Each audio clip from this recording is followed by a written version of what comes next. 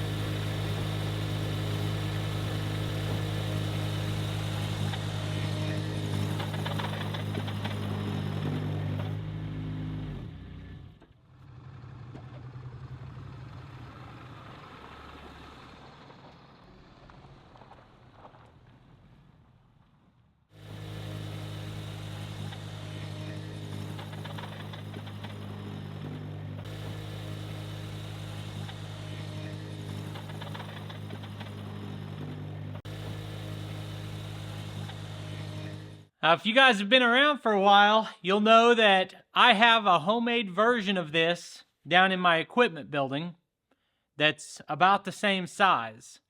And then I've got a big tank with a stand that I got from Paul Case. And I actually haven't set it up yet because I want to clean it out really well. I want to repaint it.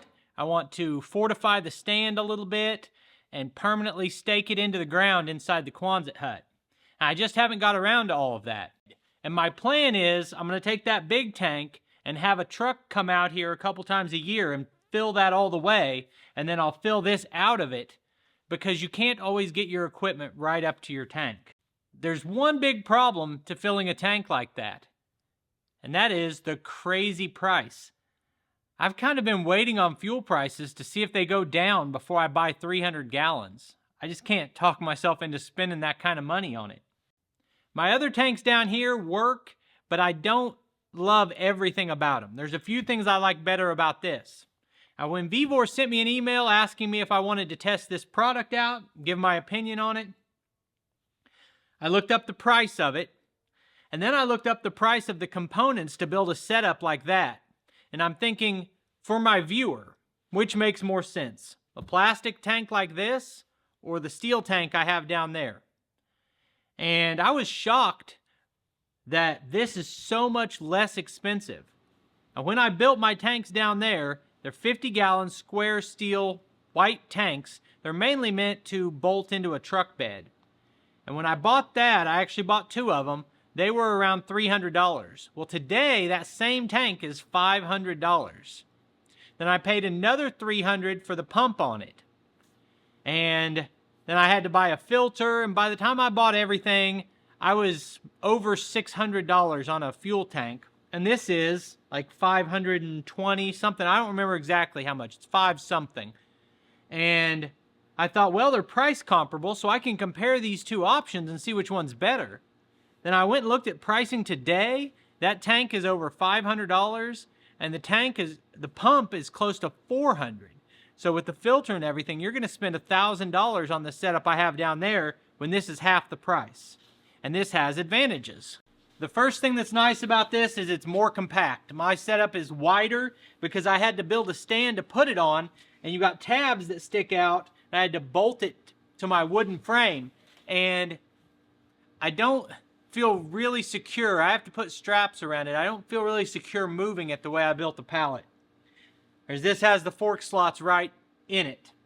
Another thing that's nice, if you want to take this with you, is with it being so portable and it having a lid, if I was going to work at someone's property for a week and I wanted to take my fuel with me, so I don't have to bring fuel every day for the machines, you can keep this stored outside It's all enclosed, protected from the weather, and it's got a lock. So my other tanks, I didn't feel like they should be left outside. This could be. It's got a really nice handle on it that automatically shuts off whenever your machine is full. It has a gauge. This is one I really like. So 50 gallons would last me a month, maybe 6 weeks. And I never knew how much fuel I had. And one day I'd go down to fill up and it'd just be empty. Now with this, every time you use it, you're just automatically going to see the gauge and know how much you have left in here. It's good for planning. So portability's better. I feel like the hose and pump seem like a better quality. It's weatherproof and it's lockable. Those are all features my other one didn't have. When I go to transport my homemade version, I have to kind of wrap the electrical cords and the hose up on top, and they have a tendency to fall off. So a lot of times when I'm moving it, I'll go 30 feet and the cord falls off or the hose falls off and I have to stop and get out and put it back up there. You almost have to tie them up. Well, I guess I've rambled on about this enough. Let's see if it'll pump any fuel.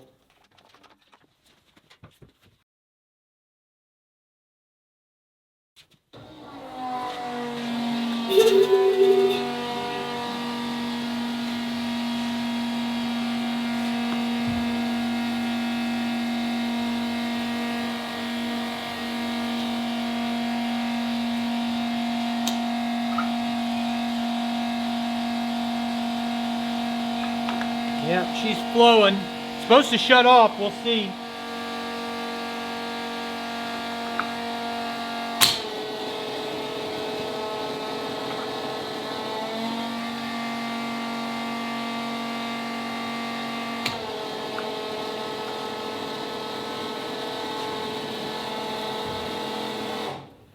Now, if anyone can explain the psychology of why I did that, have at it, Freud.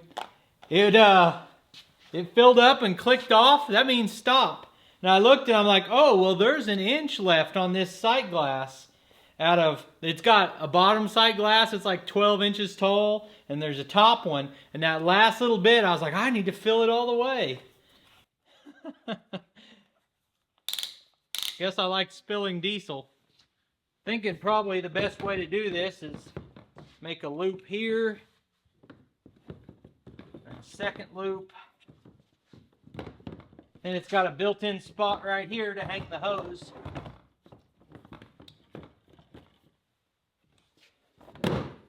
Comes with the cheap little padlock. I think it's probably worth putting a little bit heavier duty padlock on it if you want to lock your fuel up. Anyway, I think it's a good unit and it's a good price. And I'm going to keep using it, and if I have any problems, I'll let you guys know. Anyway, I appreciate you taking time to watch this video. Put links on the screen to a couple more of our videos, and I'll see you next time.